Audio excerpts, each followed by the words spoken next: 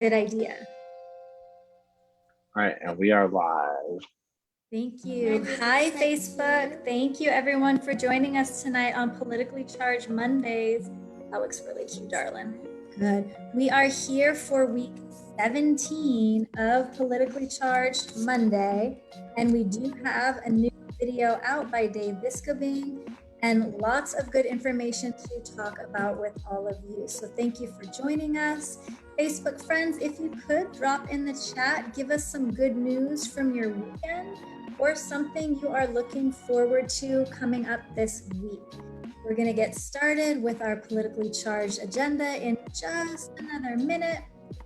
We do appreciate you being here. It has been a long road, a lot of highs and lows. We definitely want to hear from everybody tonight. So if you are able to come off mute when we ask questions, please do. And if for any reason you can't, feel free to use the chat and we will make sure that we see your answers and share them in the chat. So if you can, share with us something that was a highlight from your weekend or anything that you're looking forward to coming up this week. I've had a lot of years to come, darling. All right. And if you are watching on Facebook, go ahead and share this broadcast with your friends. Go ahead and post it to your page so that we can spread the word, make sure everybody is aware of the political prosecutions and the collusion between Phoenix Police Department and the MCAO. Let's see, Chelsea read a great book, The Final Revival of Opal and Nev. Dave got to hang out with Kaylin's grandma. Jeanette is cooking chicken and broccoli. Thank you everyone for sharing. Helen got to skate with April and Matt, outside or inside? Outside. We got to go to a skate park. Oh my gosh, that is so fun. Amazing. I'm happy to hear that. All right, friends, we are live on Facebook. We are ready to roll. So we're going to get into it here without further ado. Again, thank you so much for being here with us. I wanted to give a brief overview of everything that has gone on because we just continue this deep dive into MCAO and Phoenix Police Department's really out of control corruption as they continue to collude to politically charge people who have demonstrated against police and police violence. So June 14th, we have been here for 4 months. We still haven't uncovered all of the wrongdoing between these two departments. It's the same players, Phoenix Police and MCAO. Reminding you that last summer, between May and October, over 400 people were arrested. 354 of them were arrested within the first 4 days of simply exercising their First Amendment rights to speak out against police violence. A lot of those charges have been dismissed because they were obviously ludicrous and they lacked probable cause. About 2 weeks ago, we had a civil rights attorney file a notice that they will be filing a lawsuit on behalf of at least 120 protesters who were charged within those first 4 days. As the summer progressed, the police response to the protests intensified, and so did the charges they were issuing. We saw MCAO colluding with PPD to devise ways to issue the harshest possible charges. During the protests, MCAO was headed by Alistair Adele, who was in full swing of her electoral campaign to win the seat of MCAO. Before the election, she had only been appointed to that office as Bill Montgomery's replacement. So remember, everyone in the streets were protesting the police. They were chanting to defund the police department. This is important to remember because it goes to the motive of why Phoenix Police Department would lie and scheme with the Maricopa County Attorney's Office. So cute, that is gorgeous. So in July, we began seeing these charges as serious as rioting, aggravated assault against an officer, hindering prosecution, and some of these charges were classified as felony 2, which is one step below a murder charge. It's literally the most serious category possible. On September 21st, we saw MCAO Adele announce that she wouldn't be filing charges against the cop who killed Deion Johnson on the same exact day that George Floyd was murdered. So people were out in the streets. They began to chant, "Drop Adele." We had that hashtag, "Drop Adele." And then they did join our campaign to block Alistair Adele from getting the votes and winning that election. So the protesters truly are her political opponent. They did not want her in office, and we all worked to see that she didn't win. So the charges are undeniably politically motivated. We saw, so cute. We saw the police talking on body cam footage about this very thing. And we are going to show those videos from February 12th tonight, just so it's fresh in your brain exactly what happened. And these are the same police who created, sold, and exchanged that neo-Nazi challenge coin that celebrated their violence. So the charges were escalating, and then suddenly on October 17th, Alistair Adele slapped 15 protesters. So there were 18 arrested, but 3 were minors. So 15 of them got the criminal street gang charges. Criminal street gang charges. And that is not acceptable. And the gang was ACAB, the abbreviation for All Cops Are Bastards. So present day, the public obtained attorneys revealed that the DPS denied that ACAB was a gang. So DPS is the one who holds that statewide gang database. And they told the police, sorry, no. Sergeant McBride lied under oath and said that everyone was in the ACAB gang and that they were similar, as dangerous as Crips, Bloods, and Hells Angels. And the DPS saw right through this and said, absolutely not. But it proves that these agencies have demonstrated they will lie, they will manipulate, they will collude, and they will break the law to obtain charges against their critics in order to silence them. They have truly weaponized an already violent system, and the evidence is absolutely overwhelming. And because this evidence is coming to light, we are seeing resignations coming out of that county attorney office. Vince Goddard, he is the division chief that oversaw multiple units, including the First Responders Bureau, and Sherry LaCrone, who is the chief of the FRB.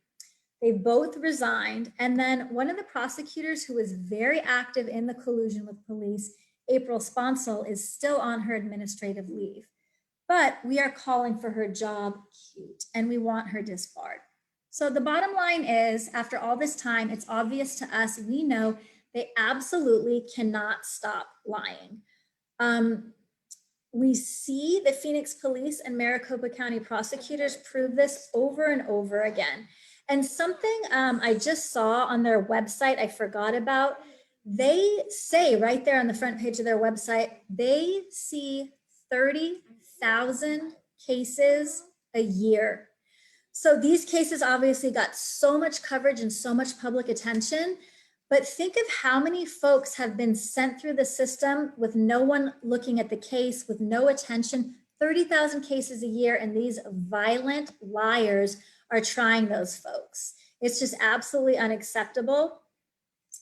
And remember, the Superior Court, it says etched above there, the first duty of society is justice. And the Maricopa County Attorney's Office also quotes that on their website. And we know that even if the MCAO wasn't totally corrupt and evil already, even if they did only prosecute people to the letter of the law, well, we know that the laws were already built to oppress and cage Black folks, that the system is working as it was designed to. It's not broken. None of this is a mistake. And again, just because we're seeing maybe a handful of people, maybe 5 names out of MCAO and 20 cops, it's not a few bad actors. It's all of them. It's the whole system working as designed. So I'm going to take a breath there because that was a lot. That was like a long review. And then we can get into our first video in just a second. I just want to make sure there aren't any comments. And Vanessa, if you have anyone on Facebook with comments, could you unmute and share those?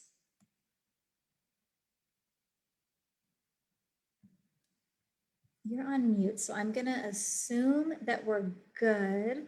Okay, no comments yet. Thank you, Facebook. We're waiting to hear from you. So what we're going to do first, friends, to kind of set the tone for where we're headed tonight and to get us up to speed, we're going to share one of the first videos that came out in this politically charged series, which is from February 12th. And it illustrates perfectly how deeply rooted and systemic the issue is.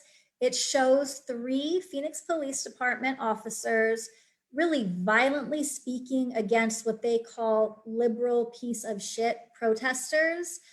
So I do want to put a trigger warning on this video just because I hadn't seen it for maybe 2 months. And when I saw it again, it really hit me in the gut. It's really scary and upsetting to hear police talk this way. And it shows some of the arrests also, which are ridiculously violent. So just know that, make sure you're breathing, take care of yourself, mute or look away if you need to, because the Phoenix police are the ones creating violence in the street. So Gabe, if you're ready for it, you can take us away. Thanks, friend. Tonight, new video in our politically charged investigation. It's body camera video that shows officers talking after the arrest of 18 protesters now charged as a street gang. Police and prosecutors deny labeling those protesters a gang and aggressively charging them is politically motivated. But this new video is not going to help their argument. Defense attorneys say the officers' comments are disparaging and violent and show disrespect and disdain for First Amendment rights. ABC 15 investigator Dave Biskobing has the video so you can judge for yourself. Now, this video, a conversation after an arrest, is not something we might normally air, but it's now evidence in the case. And along with the challenge coin we exposed for celebrating the shooting of a protester in 2017, this is the type of evidence that will be used to argue Phoenix officers and the Maricopa County prosecutors have a clear bias against police protesters and those on the left side of politics. From beginning to end, the apparently accidental recording captures 3 Phoenix police officers talking for 16 minutes just after the arrest of this group of protesters in mid-October. It's a group Phoenix and the Maricopa County Attorney's Office testified were comparable to the Bloods, the Crips, and Hells Angels.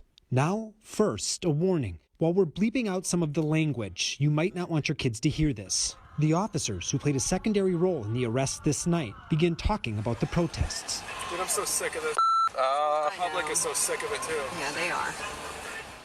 Dude, there was like, what, 20 to 40 people? Yeah, if that. They're a bunch of... We just stomp on them when they were leaving. Thank you. Stomp on them right away. I had them at the thing. They were like, hey, those backpacks look heavy. They're passing stuff out. It doesn't look good. As soon as that first smoke bomb hit, done. Done. And we need a camera gas them. I don't give a we just gas them and let them run like crazy. Exactly. You know, just Mark 9 them, gas them, and be done with it. Get the shit out of them. Who gives a shit? As part of our investigation, we exposed Phoenix officers celebrated shooting a protester with a pepper ball in 2017 by owning, sharing, and selling this challenge coin. Now there's an outside investigation. But back to the, quote, gang of protesters. Phoenix and MCAO call them the ACAB gang for 3 reasons. 1, they chanted ACAB or all cops are bastards. 2, wore mostly black. And 3, they carried umbrellas, a common protest trick to block pepper spray and gas. I haven't seen the umbrella tricks yet. That's the umbrella. That was new. Walk right by us. That's a new thing. Still, you make it go up in the air and come down on them. Still get on them. Oh, yeah. Well, I was worried that, you know, I told Boss, like, I watched Batman. I saw what Penguin did with that umbrella. He's got a gun behind the umbrella.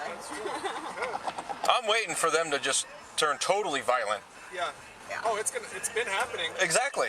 As a reminder, a judge in a hearing in this case did not find the group's actions violent that night. But the court does not believe that that was a threat of violence. Another part of the officers' conversation shifts to the 3 talking about body cameras and why it was better before they had to wear them. We actually want to do the job, you know, like we did 10, 15 years ago. All right, everybody. But it's never going to come back. Everyone's going to 5. Clear out. You know. If it ever came back and they said, guys, just kick some out there and reduce crime, Yeah. I'd say, okay. So you won't be in handcuffs and doing your job? Right. Going, oh, let me go watch that body cam video just in case he might have struck somebody. You guys on? Yeah. I remember back when it was so much nicer. Yeah, Folks can go ahead and tear down 6 points. I think this Tear down Adam. has taken the job down the drain. Yep. If I had to just pick one thing, there's And if you're in a traffic position here at the intersection, just stay until It's she taking away finishes so much the of our picture. discretion to be cool with people. Like Oh, yeah. little bags of dope and stuff where we would grind it into the ground and go, hey, Or the meth pipe. yeah, or the pipe. It's like listen to my self-talk. At the end, the two officers in the car drive back to the station, and someone on the street yells, "Go home." What did he say? Go home. I do. I want to. Yeah. Thanks. Liberal pieces of. All right, I'm gonna go south. Now, to reemphasize two things. One, these rank and file officers don't like wearing body cameras because they can't do what they used to do at a time when Phoenix's use of force has become a serious concern. And two, this is the type of evidence police and prosecutors will have to overcome to prove they're not wildly exaggerating and lying when it comes to comparing this group to deadly, long-standing, notorious gangs, and to prove these arrests and aggressive prosecutions are not politically motivated. Now, this issue is not going away. We have more to come. So now might be a good time to catch up if you haven't seen our reports on these protest arrests. It's all at abc15.com/protest. I'm investigator Dave Biskobing, ABC 15, Arizona. In an email sent earlier today, Phoenix police told us they would get back to us next week. When we reached out to Phoenix City Manager Ed Zerker, he sent us this statement saying, quote, "The more information we learn, the more concerned I become. I believe the majority of Phoenix police officers do great work for our community every day. But it's obvious we have deep-rooted issues in the Phoenix Police Department that must be addressed. This department is going to change. I demand it. Chief Williams demands it, and the public expects it."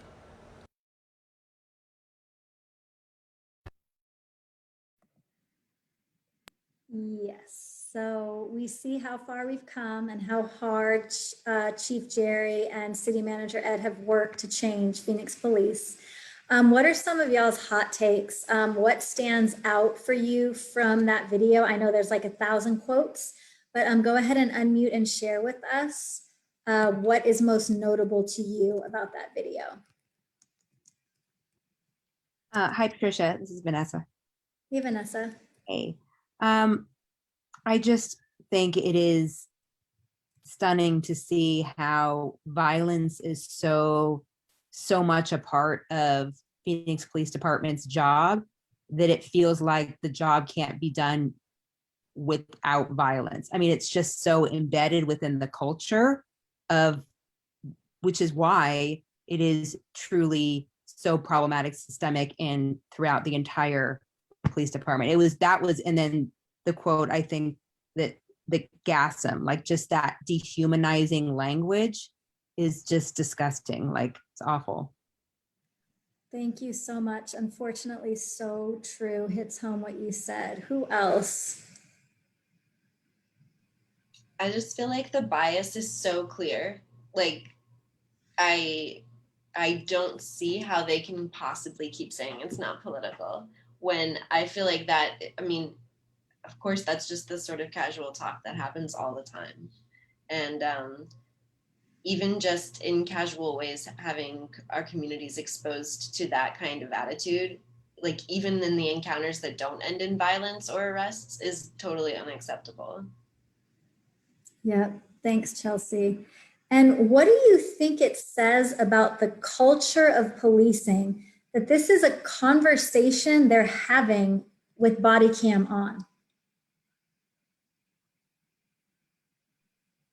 I think going back to like even just the statement that they let out after or before a press conference, that she's still defending them, tooth and nail, and going back to hearing how they were talking, and she's still defending them even though they haven't changed anything. So frustrating. Yeah, thank you for saying that, Helen. Vanessa, are there any comments on Facebook?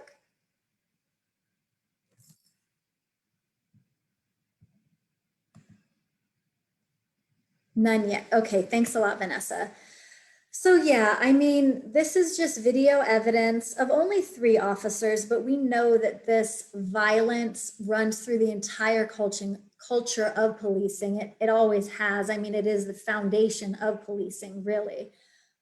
But it illustrates clearly that the police are opposed to the protesters' political beliefs. I mean, the whole liberal piece of SHIT at the end, it's just like, okay, we heard everything you said about finding creative ways to make sure that the gas gets to them, even though they have umbrellas for protection.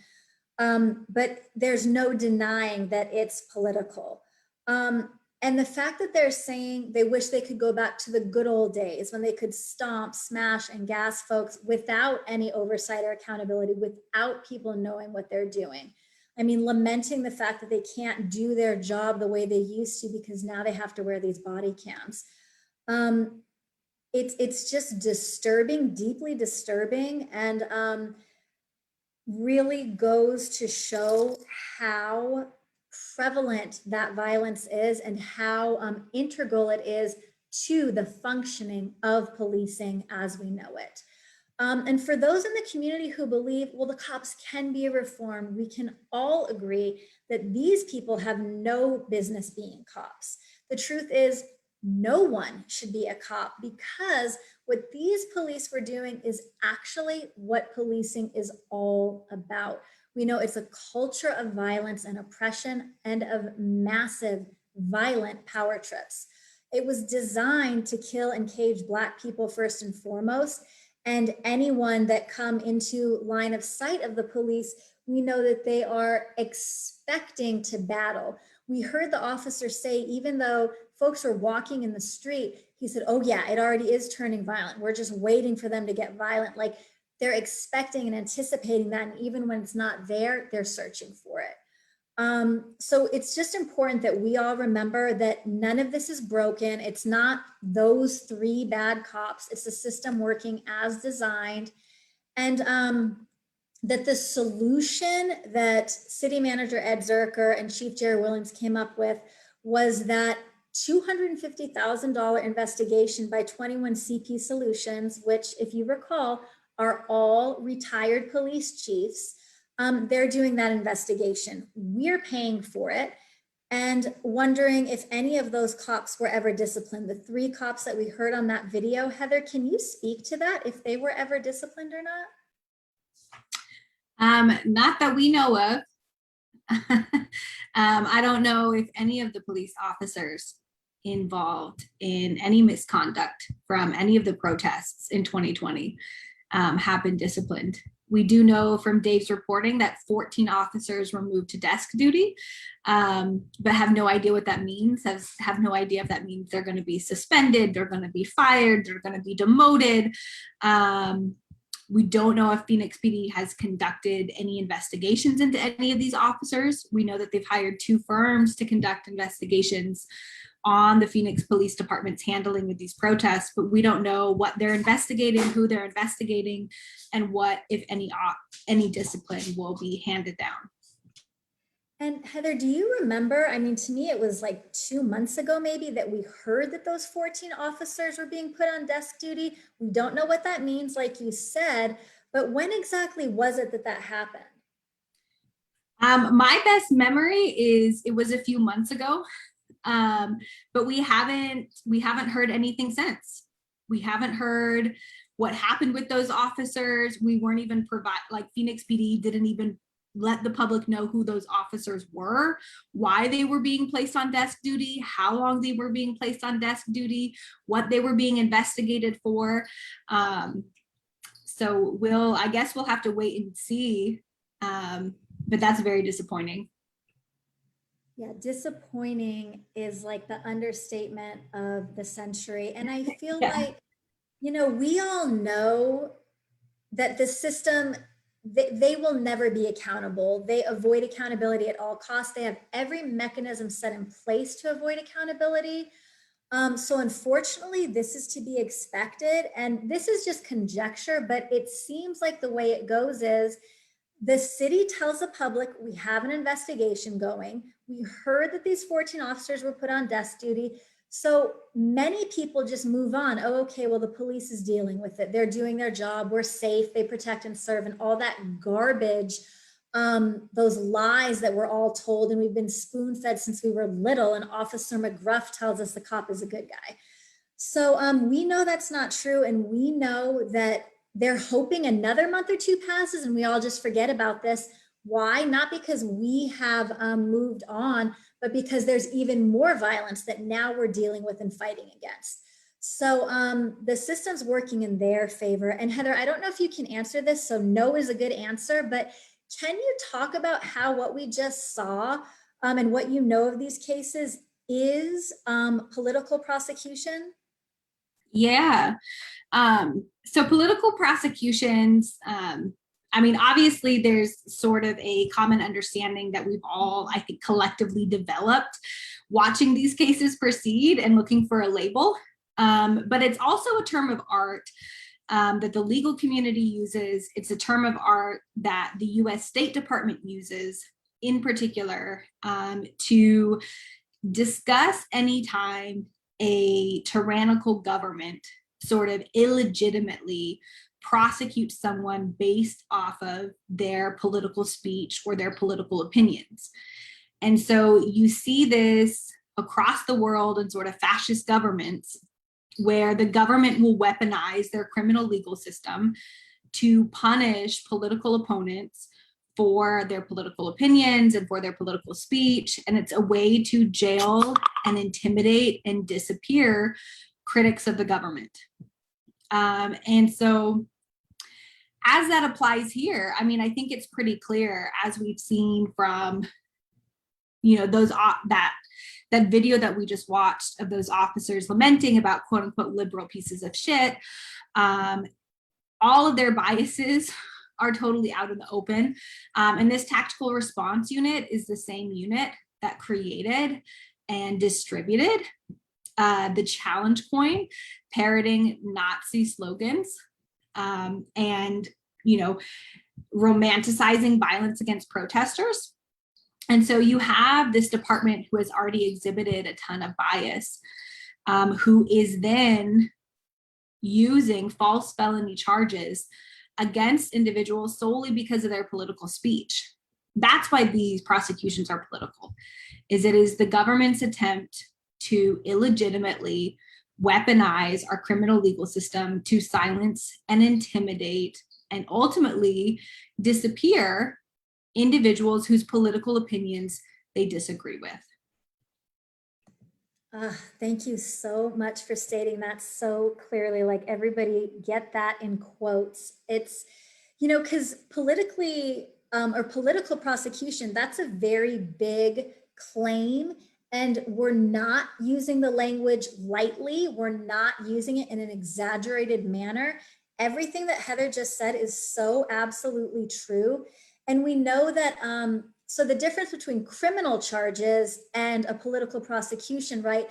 These charges have gone way beyond just a ludicrous criminal charge, you know, maybe saying, oh, well, you stole a car when clearly you didn't, because we know that the PPD sees these protesters as political opponents. Like Heather said, they want to silence them. They want to disappear them by putting them in a cage for 40 years. I mean, it's horrifying.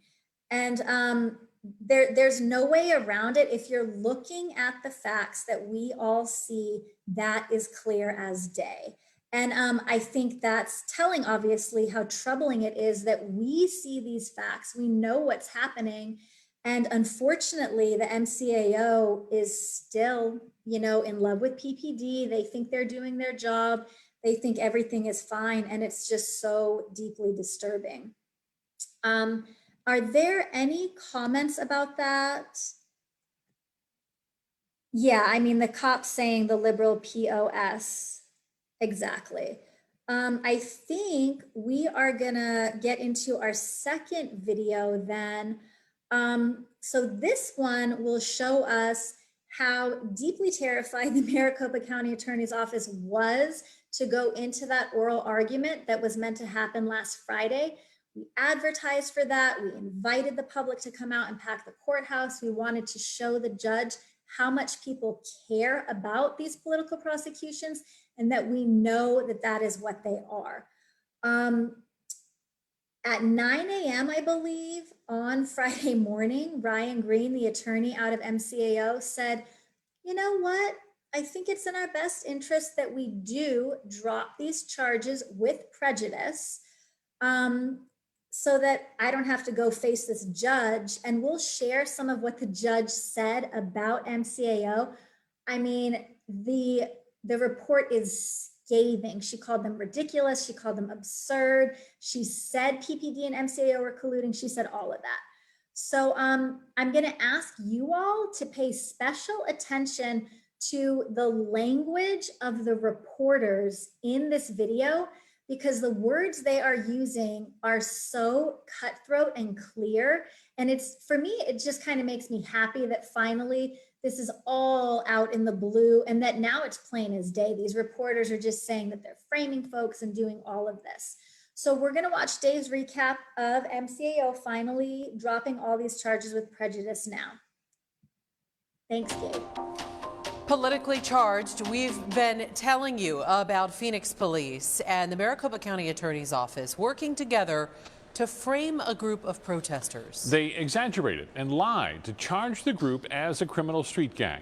But ABC 15's reporting making changes, and the Maricopa County Attorney's Office finally deciding to toss all charges against more than a dozen protesters who were falsely accused of being in a gang. ABC 15 investigator Dave Biskobing has been all over this case since the beginning.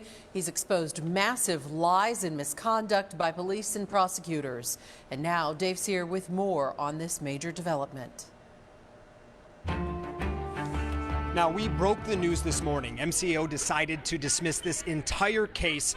The timing coming just hours before they were scheduled to come here and face a judge about the problems with their prosecution. Now, that hearing was canceled, but community groups decided to hold a press conference here anyways today to talk about what happened. These are and always have been political prosecutions. Activists, protesters, and defense attorneys didn't hold back after learning the entire case was being dismissed against this group of protesters who were arrested on October 17th last year. Our investigation exposed Phoenix police and county prosecutors worked together to frame the group. They exaggerated and lied to charge them as a criminal street gang. They even testified before a grand jury that the protesters were like the Bloods, Crips, and Hells Angels. Late last week, the judge blasted police and prosecutors for their collusion, calling the charges absurd and baffling. And that's important because MCAO was scheduled to go into the court later today and face the same judge to argue why the case should be allowed to proceed. And the related cases? Defense attorney Kathy Brody says the timing is telling. And MCAO was scared to come into court today for a good reason.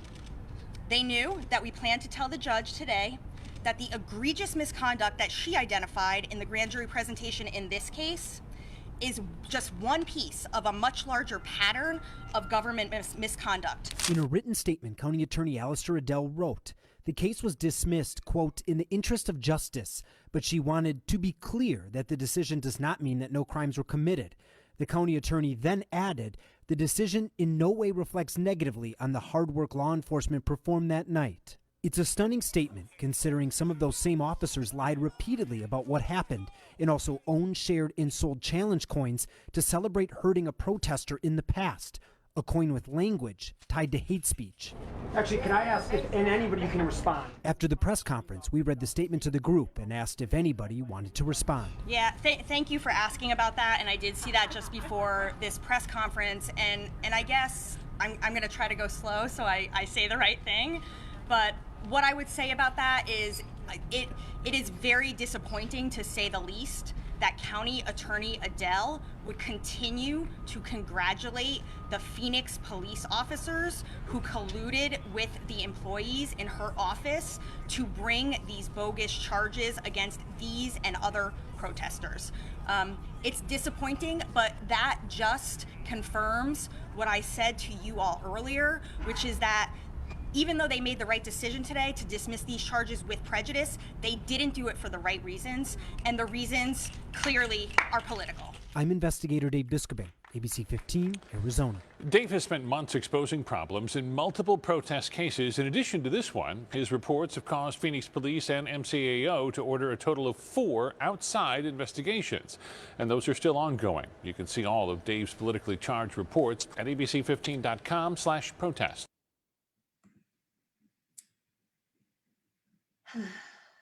Okay, so we know what happened. We know MCAO didn't want to show up because they are foolish, terrible, evil people politically prosecuting folks. And then we saw the statement they put out. So let me hear your hot takes, how you feel about that, especially since like almost all of you on this call were with us at MCAO sweating in 1,000 degrees.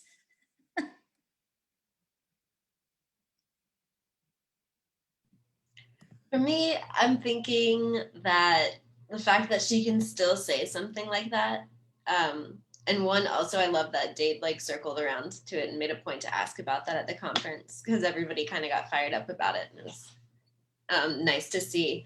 But also it just seems to me that that means that I just like can't see her resigning. I feel like we're going to have to recall her because she's just so blatantly still playing the like, what, you know, it's bizarre, her level of denial. But yeah, I feel like I'm just mentally preparing for recall mode. Thank you for saying that. Yes, I mean, there's doubling down, and then I feel like this is doubling down times like 18 chances where she and anyone in there could have said, oops, you know what? This was a mistake. We totally dismiss these charges with prejudice. Finally, they do that. And then she says, oh, but no, PPD, really, we love you. Great job. No misconduct, you know, praising their violence. Does anyone else have anything they want to share about that? No? Okay. So I just want to restate, because it's so important that we're hearing it from these little white newscasters, that their quotes where they exaggerated and lied, they framed protesters, there were massive lies and misconduct. I mean, they went on and on. They said that PPD framed these protesters. Like, that is very strong language. That is very clear language that we have been saying since day one. And now to see that broadcast out onto the news, that's why we're here. That's why we want you to share it with everyone you know. And Chelsea just said, yeah, in the chat, she said that Dave calling her statement stunning, because it really is stunning. I mean, you would think at some point she should just go with the flow and understand the importance of bending a little bit and not backing the police so strongly. But the fact that she stays steady with that perspective is just a stunning, like Dave said, example of how committed she is to white supremacy and violence and silencing anyone that dare speak out against PPD and their violence. And I also think, you know, the reporters say, oh, well, now there are 4 outside investigations into the misconduct of PPD and MCAO. We know that it's people power, and it's the work of the movement and the attorneys along the way with the brave journalists like Dave that really have done a good job to reveal this and bring it to light, but that these investigations, they are not a solution. We have to remember that.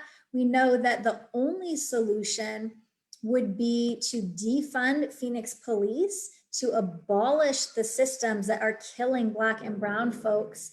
And in the meantime, we accept absolutely nothing less than Maricopa County Attorney's Office to heed our 4 demands: to end all political prosecutions, to disband the First Responders Bureau and fire all prosecutors involved with these cases, to drop every single charge with prejudice, we still have 1 remaining, and then to pay reparations to all of the people who have been harmed by these political prosecutions.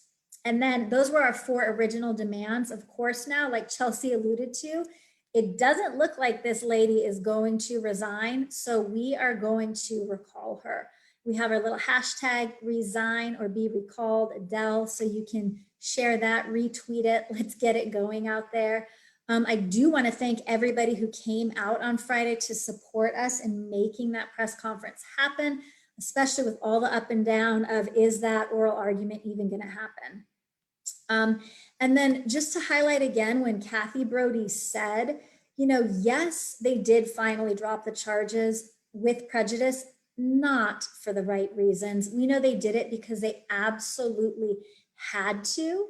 And let me just share what the Maricopa County Attorney's Office was going to be walking into if they had gone to that oral argument. This is the statement from Judge Toohill. And this is why we think Ryan said, oh, you know what, maybe I won't be coming into the office. So the first sentence here, from the court's perspective, the egregious misconduct begins with Sergeant McBride's testimony. That's the officer that lied basically about everything. April Sponsel established Sergeant McBride as a gang expert, even though he hadn't directly worked on any cases for 5 years, okay? Then she goes on about the case, and then says the last sentence, everything that he said, it's all clearly false, misleading, and inflammatory. And then this is just funny. Judge Toohill says, the ridiculousness continues, and says how they're not gang members. It's ridiculous to say wearing black and holding an umbrella makes them a gang member. Goes on for like another page. Saying that they share the same philosophy as Hell's Angel, Bloods, and Crips. Friends, read this line with me. At this point in the grand jury presentation, the state has moved into absurd territory, okay? So the judge that you're going to argue that, yes, these people are terrible, they're gang members, is saying that you are absurd. And it goes on and on. So that's why they decided they had better not show up. They knew that anyone who can see, it's clear what they're doing. And then I think the biggest point and why, even though it's not individual players, we're not saying that only Alistair Adele is a problem, because clearly she isn't. It's deeply systemic. However, she is the head of the Maricopa County Attorney's Office. And the root issue is that you can never fix a problem that you refuse to admit exists. Now we have Alistair in that statement praising the police, saying this in no way says anything they did was misconduct. We love what they did that night. They're wonderful, etc. So Alistair Adele is not fit to hold this office because she still doesn't even think anything that her prosecutors or the police are doing is wrong. And we know that every single prosecutor that touched this case is absolutely corrupt. They were colluding with the police department. So we are focusing on her because ultimately this is all her responsibility, and she sets the tone for what the office is doing. And we know she knew about this before the election. She knew about this before she went on leave. She knew about this after her medical leave. She always knew this was going on, and she absolutely never has done the right thing, even though she claims to be about justice and truth. So we just want to make sure that that's in the forefront of our minds at all times, so we know why we're coming after her. And Heather, I don't think you can say anything, but is there anything you can say and want to share? Yeah, I mean, I think this whole fiasco, right? MCIO's handling of not just this case, but all these protest cases from 2020. And, you know, even starting before that, but particularly in 2020, Adele's office, and I'm calling it Adele's office, has completely abdicated the public trust and their own professional responsibilities. And there should be consequences for elected officials, for public officials, for prosecutors who abuse their power, who abuse that public trust, who step outside and go beyond their professional responsibilities and engage in misconduct. Thank you so much. We bring the lawyer on for the eloquence. Thank you.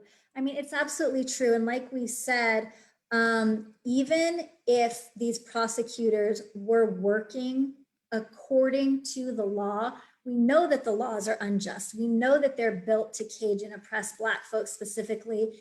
However, when we see the misconduct and the extreme lengths that MCAO is going to politically prosecute folks, yes, there absolutely must be accountability. And look at how hard it is for us to get accountability. We've had to work for months and months putting public pressure on this office. And then there has to be a lawsuit against Phoenix Police so that we can get any kind of accountability. Ed made his statement 3 months ago. Oh, there's trouble in PPD. We demand change. They must do better. And then went back to sleep. He's probably on vacation, paid vacation, while he collects his $350K a year. Is that right? Is it 350? It is 350. I think it is. I'm gonna have to fact check myself, but I'm pretty sure I've seen that number. That's how much good old Ed makes. I think Gabe's fact checking for me. It's a lot. It's a ridiculous amount to do absolutely nothing when it is literally his job to make sure Phoenix Police are not killing and caging people, and he can't even handle that. And Chief Jerry, I mean, now you have a class action lawsuit. So there, and we asked, right? We asked a long time ago. We went through city council. We did these citizens petitions. We said, hey, it's not okay that the chief of police literally commends her officers who have been sharing this neo-Nazi coin, who are acting this way at protests, who are violently responding unnecessarily in all these situations. We asked for accountability. They refused to listen. Now it's a class action lawsuit. So, and we're going to keep working. We're going to keep pushing for accountability.